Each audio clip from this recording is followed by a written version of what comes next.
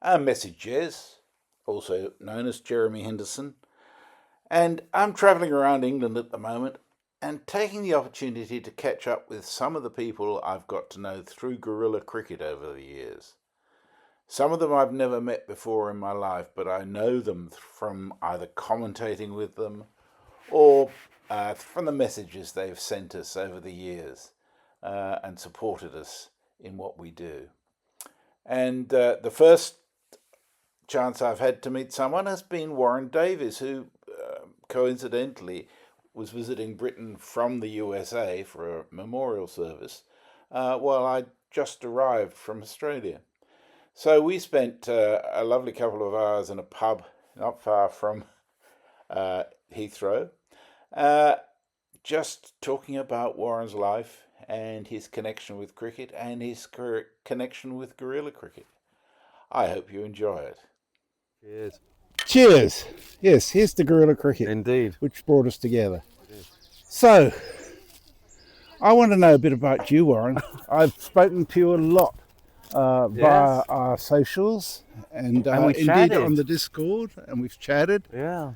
So, where are you from originally? Where were you born? I was born in Shepherd's Bush, for those people that know London. Hammersmith Hospital, so that's just around the corner from the old BBC studios. So that was 1969, just as they landed on the moon.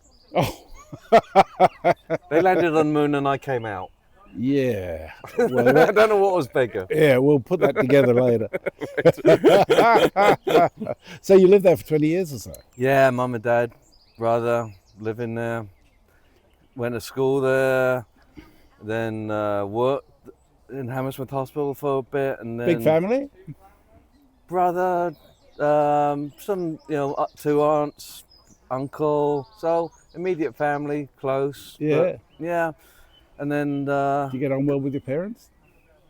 yeah, dad was a little like standoffish, like Yeah. dads can be, you Yeah, know, that back in the generation in day. particular. Yeah. Mum was, yeah, she was very kind, funny.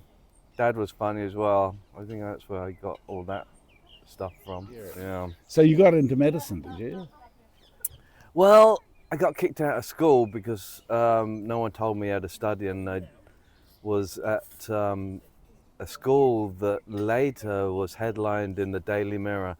Is this the worst school in the UK? Was that before or after? Oh, well, I think it may have been during. Well, it was an education, but it was more survival than Yeah. education. It was like, who are they hanging out the window today? Is it the teacher or is it the person who cleans up after? So yeah, it was keep your head down and survive, and then get a job. So you didn't survive. You got kicked out. How old were you when you got kicked out of school? Well, I didn't get kicked out. I just didn't Yeah. study because no one studied. Yeah. No one did anything apart from like beat each other up. So I failed miserably in my CSEs, O levels, and it was like, okay, you go and do some vocational stuff. Yeah, yeah. Did you learn how to beat people up? No, very bad at that. Very, very bad at that. So what did you choose for your vocational stuff? So the only thing I was really good at was like biology, chemistry. I was Mm. sort of good at that. So I got a job as a lab tech, and then I don't know if you do the BTEC stuff. Was that around? No. So it was kind of like a vocational thing. You did like what would be CSEs or O level, but you also do some practical stuff. Yeah. Oh, I did some god awful like work placement things where they just sort of, it's a work placement kid. Sit him in the corner, give him some things to do, and just leave him there. That's how work placement works. It was not very educational, but through that I thought, okay, I can do this. So as part of working, it was like, oh well, you do the next level, and then someone said, well, you're really wasting yourself, you should go and get a degree. So I thought, okay, I'm going to get a degree, and I did that. Where did you do that? University of Surrey in Guildford. Right. Oh my God, I was that was a place. It was a little snooty for me, but Yeah. Well, yeah. I mean, the other thing, I guess, if you left school so early, learning the habits of studying Well, I would had be to. really hard. I didn't know what to do. Yeah. I didn't know revision. I didn't know taking notes. Yeah. I didn't know any of that. So I had to learn all of that because it was just foreign to me because no one told me at school. And in the days too when you couldn't get a recording of what you'd missed Oh, or and there was no anything like computer that. you Yeah. could type up or anything like that. So you actually had to go to lectures. You had to go to lectures And and to actually try- tutorials. right? And then Did you enjoy it, despite the snootiness? It was okay. I got in with some, you had those cliques. Yep. So I got in with two guys that were into Jimi Hendrix and that kind of thing, and we were the Tox boys because we took toxicology as our kind of things, and so we got labelled that, and it was not good for meeting women. I assure you. Sitting in the pub or the union, crying in our bed because we couldn't meet women. Oh, well, I don't suppose you were alone. I think a lot of student unions were populated by people crying in their beers, wondering why they couldn't get girls. It sounded such a good thing to go to university and meet all these women, and it just failed miserably. The world is full of false advertising. You should know that by now. But then I left uni, and the job market was down in the toilet, and so it took ages to try and find something. So then I found something up in Edinburgh, and it's like, oh, I gotta do it. You gotta get a job. You can't, live in your parents' house. So I took that and then moved up to Edinburgh. How old were you then? Oh, I was probably in my 20s. Yeah. Having to play catch up. So yeah, moved up to Edinburgh, enjoyed Edinburgh, and played a bit of good level cricket in Edinburgh. That was fun. What sort of cricketer were you? Oh, I was not quick enough to be as mean as I was. Mm-hmm. Outswing bowler, pretty good off stump, just outside off stump, little movement away. I got my share of wickets, and in good cricket. I mean, I was bowling Robin Smith, Robin Smith, Robin Singh, who he was. I think he went to. He was a coach for an Indian T20. Right. So he was a professional with one of the teams in the Scottish League, and Roger Harper's brother. This is all fairly tenuous connections. As He was. I mean, I waved at Ian Botham once, but I was bowling at these people, Jez. I didn't get them out, but the Roger Harper's brother was very kind, and he blocked it back to me, and then hit everyone else out of the park. So tell me, what was the thing you most enjoyed about playing cricket? Oh, I'm a competitive soul. All right. I don't look it, and sometimes I don't sound it, but I do love the competition. I do love, and I love the way that cricket is a team sport, but it's also a personal, one-on-one sport as well. And there's not many sports like that. And so I enjoyed that. I did enjoy the booze. Yeah, well, I mean, I've spoken to quite a lot of people about this, and there's a sort of 50-50 split between the people who really want to win. The Bear's one of those, I can see that. And then the people who said they enjoy the cricket, but more than that, they enjoy the connection, the social side of it as well. So it's very interesting. And the beauty of cricket, of course, it doesn't matter how bad you are, you can still find somewhere where they'll take you. Yeah, I was pretty fortunate to be reasonably good enough to get into some pretty decent teams, but still they were very social and Yeah. very fun to be around, and not look at me askance when I like appear from the behind the bar because I was sleeping there. From the Saturday match because I was playing Sunday. So I got so pissed on Saturday night that I had to sleep behind the bar and then play Sunday and then sweat Bacardi and Coke for the 10 overs I had to bowl on a piping hot day. Yeah. In Scotland, that wouldn't happen too often. No, that was in Sussex. Oh, Oh, right. yeah, Crawley Down. Oh, yeah, yeah. Yeah, I played a bit of league cricket in Crawley Down for a while. That was fun. Did you play any winter sports as well, or not? Rugby was my big winter sport. Oh dear. And you didn't even go to public school. I mean, I was like the skinniest boy in the world, but I loved rugby. I loved the physical aspects. I'm a bit of a nasty person. I mean, like. I like hitting people. I didn't want to say it out loud. You're on the record now. I know. But I like that physical confrontation. Yeah, yeah. And not get arrested for it. So you play in the centre or? I was fly half. Fly half, right. But I didn't have a leg. Well, I had a leg, but I didn't have the kick-off. I didn't have a leg big enough to get it, over the sideline, let alone down the field. Yeah. So. Yeah. So just trip people up instead.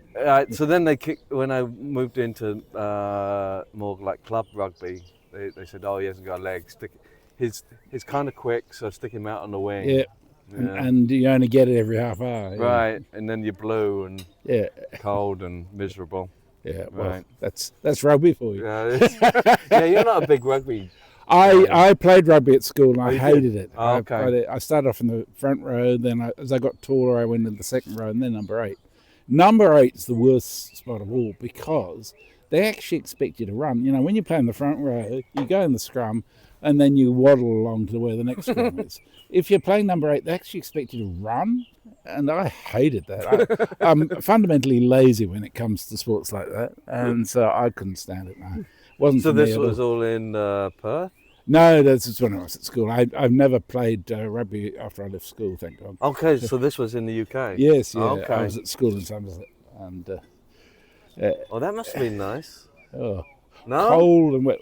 400 miles from home in a boarding school run by monks. Oh, no, sorry. Yeah, that doesn't sound like fun. No. It wasn't a lot of fun. No. I mean, the last year I had a bit of fun because we just sort of got up to no good, but it was not somewhere I enjoyed. But school wasn't about education, it was about making you who you are. And they did a very good job of doing that. Well, I don't know, I've spent the last 10 years working out who the hell I am, and it's not got a lot to do with what school tried to make me. No. I had to get over it. Anyhow, this isn't about me, this is about you. This is about you. Oh, no. I'm not my brother. Oh dear. So you're up in Scotland. Yeah. What was the job you got there? I got a job in a pharmaceutical company just outside Scotland. So I was living in Gorgie, which I don't know anyone knows where Gorgie is, but it's just down the road from Hearts, Midlothian Football Club, and. So I had a job out in the pharmaceutical company. So I used to take the bus out there, come back. My life was basically playing cricket up there. I was playing Saturday, Sunday. I was playing twice in the midweek as well. So it's cricket tragic, in fact. Yeah. Oh well, why not? Yeah. Why not? It was so. But then, what would that have been? That would have been early 90s, maybe. So it was about the time when all of the pharmaceuticals just went. Yep, and the big pharma took over. Yeah, well, they're merging. The mergers happened, and I made the fatal mistake of opening my mouth and mentioning that I might be interested in going to university. And when the merger happens, everyone looks for, who's the weakest link? Who? Oh, Warren said he might be interested in going to university. so I got downsized and spent a year or so unemployed in Edinburgh, which was fun.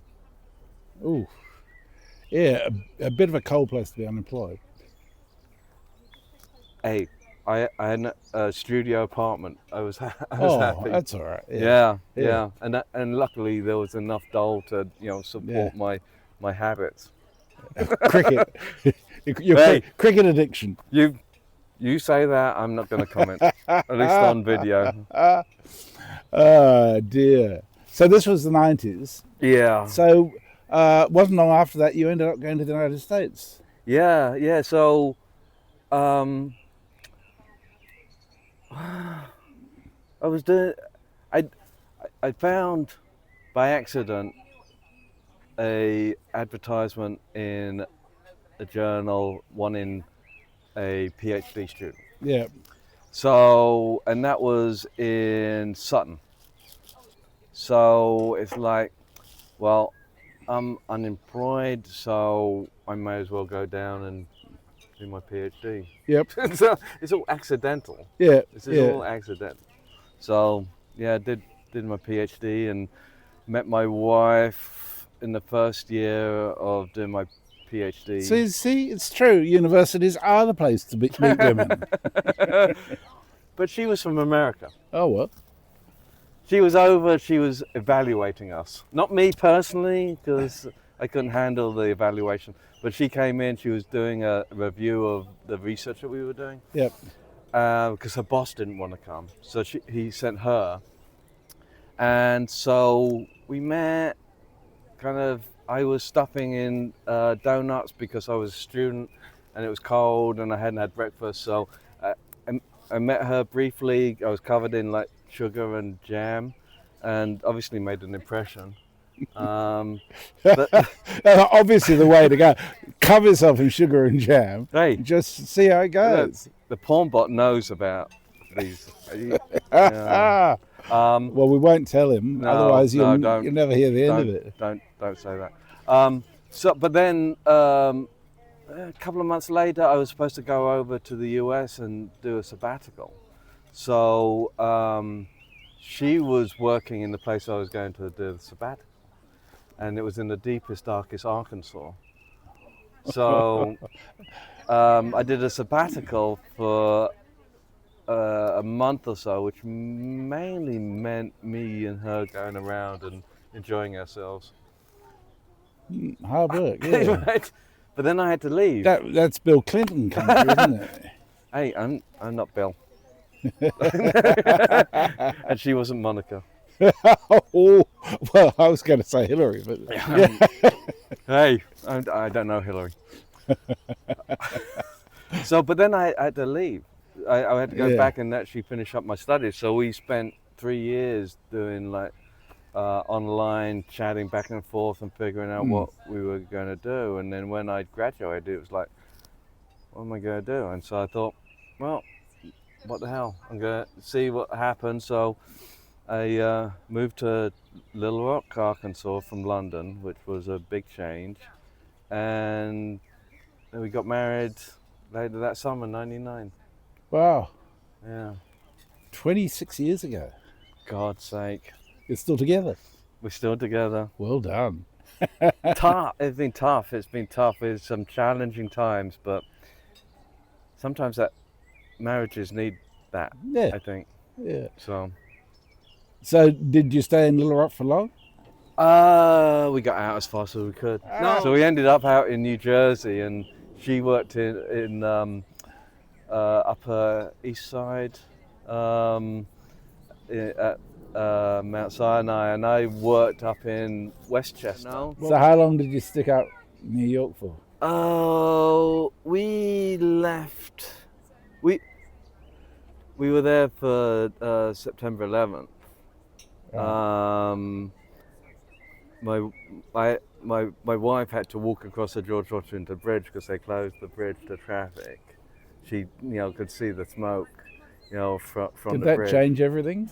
Oh, that was crazy. That was just nuts. I mean, you wouldn't go out without looking up and seeing what was flying over the top. And, you hear a bang and it's like, I thought I was a little more familiar with that because living in London and dealing with, the 70s and 80s in London, with, what was going on there and the bombings and things like that.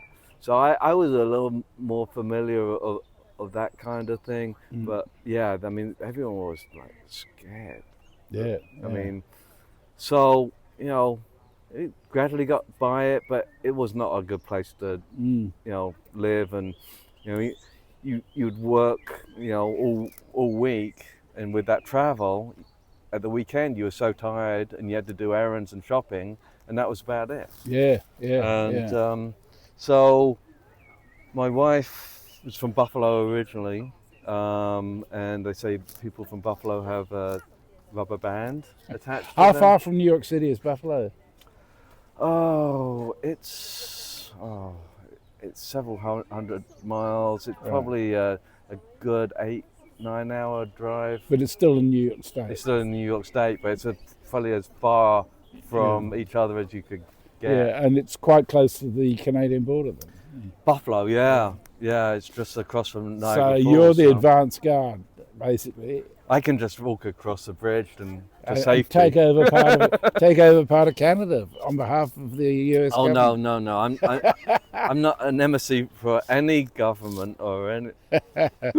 But so my wife got interesting. She had a friend who took over the department where we work now, and he kind of said, "You interested in coming back?" And it's like, "Oh, that might be interesting." So, yeah. So what are the pair of you doing now then? We're still there. We're still doing our thing. She's heading up the department as senior VP. I'm a bit of a lab rat. This is all in cancer research? Yeah. So I'm assuming that since you left the UK in 1999, you haven't had an opportunity to play cricket. I played cricket in New York City up at, what was that park? Riverdale? I don't know if you know New York. No, I've never been. I think it was Riverdale. I don't think I ever will now. No, I don't blame you. So I think it was up on the, I don't know, west side, kind of up there. And I played, but it was on artificial strips. I'm a bowler. I'm a swing bowler, outswing bowler. If I miss the stumps by that much, it's a wide. And I'm like, what? What the fuck? What? That's my life. That's where I live. I live in that corridor of uncertainty. Yeah. And you're gonna call me a wide every time I bowl? And it wasn't fun. And No, I can imagine. I enjoyed the competition, but it just, it wasn't the same. Yeah. So I gave up on it. So you got dogs instead? I got dogs instead. So what dogs have you got? This is very important. Well, we used to have an English Mastiff who was like 200 pounds. Wow. I don't know what that is in real money. That's about 90 kilos. Yeah, I'm probably about that. So we had him, all rescues, of course. We had a pit bull.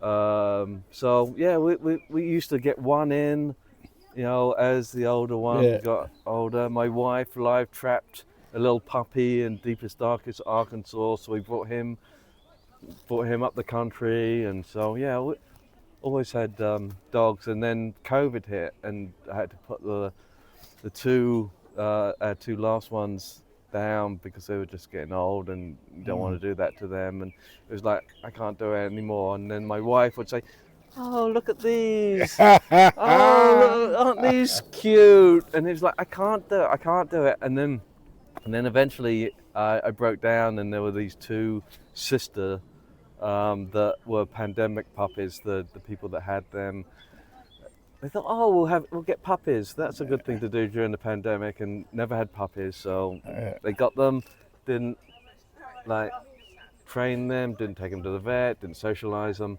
And then by 7 months, they were too unruly for them, so they were going to put them in the shelter. So we said, we'll foster them. And we fostered them for probably about 2.5 hours, and then that was it. We adopted them. What sort of dogs are they? They're mixes, like houndy, bully things. Now, I seem to recall a I got conversation. pictures if you want. Well, I recall having a conversation with you online on Discord one time while you were walking the dogs. Oh yeah, And when I said person with you and Mog. yes, Mog actually spoke to me. I Yeah. felt quite proud of that. I'm sure we can arrange that again at the right price. As I recall, it was more a matter of the dogs taking you for a walk than you taking the dogs for a walk.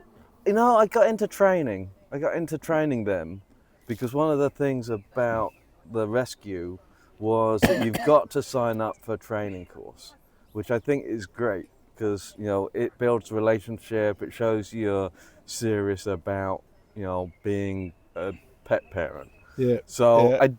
they're good dogs, but they're sisters and they're very different from each other, both physically, mentally, and emotionally. And then every now and again they fight. Not so much now. Yeah. Touch wood. That is wood, right? Or is it? No, it's No, not. it's metal. It's metal disguised Oh, as God. wood, badly. Anyway, I can't find any wood, so I will. But yeah, so they're good girls. They're good girls. Oh dear. So, what does the future hold? The future holds. Oh my God. Surviving the next 3.5 years. I don't know. What's 3.5 years? That the time to retirement, is it? No, it's time to. Trump is out. Oh, yeah. Hopefully. Yeah, sorry. From an Australian point of view, it's not quite as all-encompassing as it obviously is in the US. No. It must be hard. Do people sort of pull down the shutters and pretend it's not happening, or what? A lot of that. Yeah. There's a lot. It's weird. It's just weird.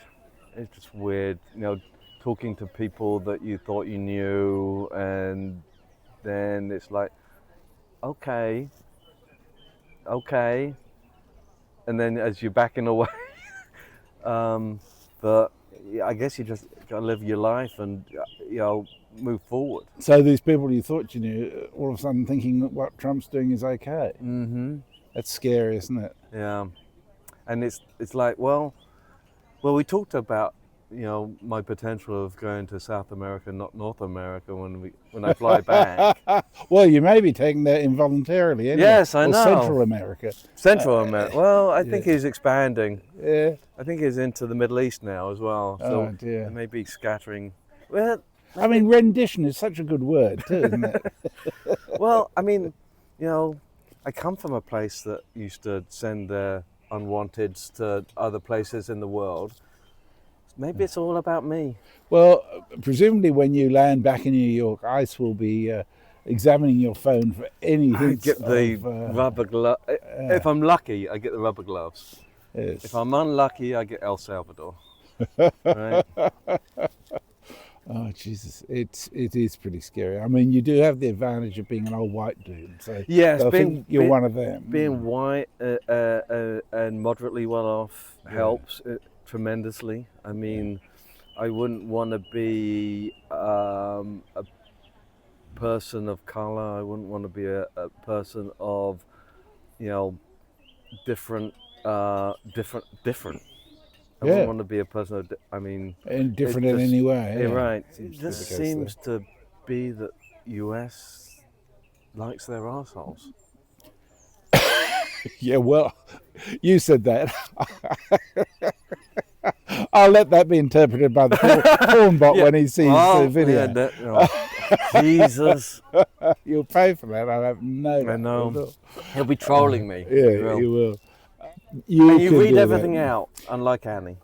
Oh, yeah. Well, Annie does get sort of tied up. The most fun I ever have on air is when I'm on with Annie and Tony. She's fun. Because the double entendres just get so thick and fast.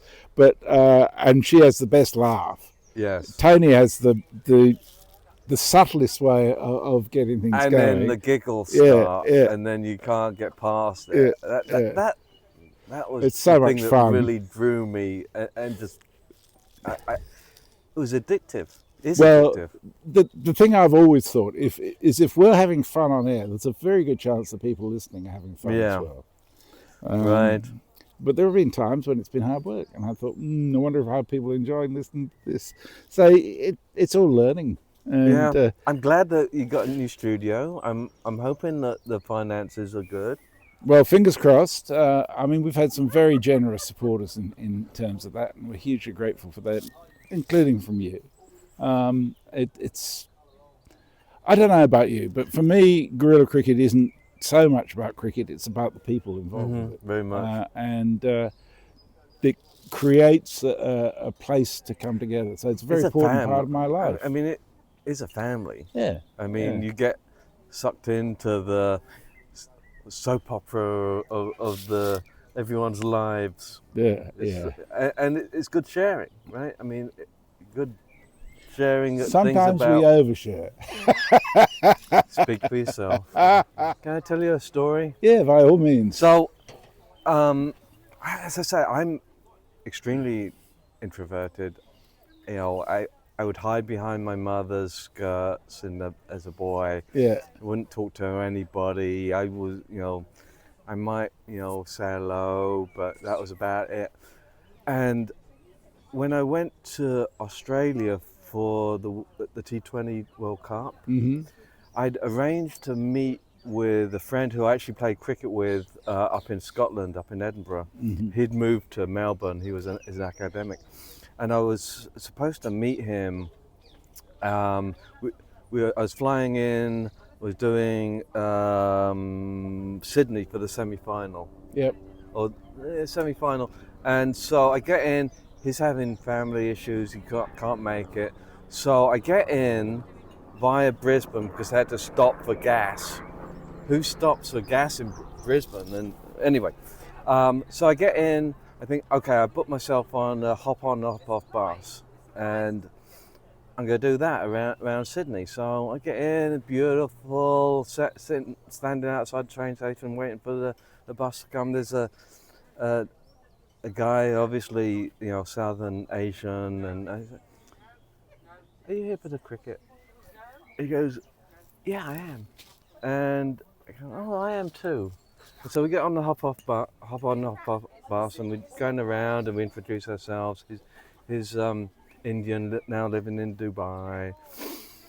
And so we're chatting, and so we might see each other at the game, and so we, we kind of meet up, and I say, I'm going to the final in Melbourne. Are you going to the final? Yes, I'm going to the final. Do you have transport? No. I've rented a car. My friend can't make it. Do you want to come with me and drive down from...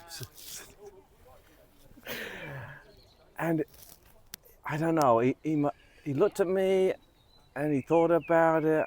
I'm thinking, he must think I'm some sort of nut. Yeah. And he goes, okay. And so we drive, I pick up the car, I pick him up in Sydney. We drive down, we stop off at this little seaside town about halfway down to Taratha. I don't know. Anyway, little thing, we go get fish and chips or whatever. We go back to this little place, Airbnb I watched, and we sit there and we watch the England-India semi-final. And it's like these two, a Brit and an Indian, in the middle of nowhere watching the semi-final. And then we ride down to Melbourne and hang out. And a year later, he says, I'm coming to Buffalo. So he comes over and I take him up, show him the falls, drive him around. He stays with us. And I WhatsApp with him and we're talking about it. I'm talking about maybe going to Dubai at some point. Yeah. That is cricket. That is guerrilla cricket at its best.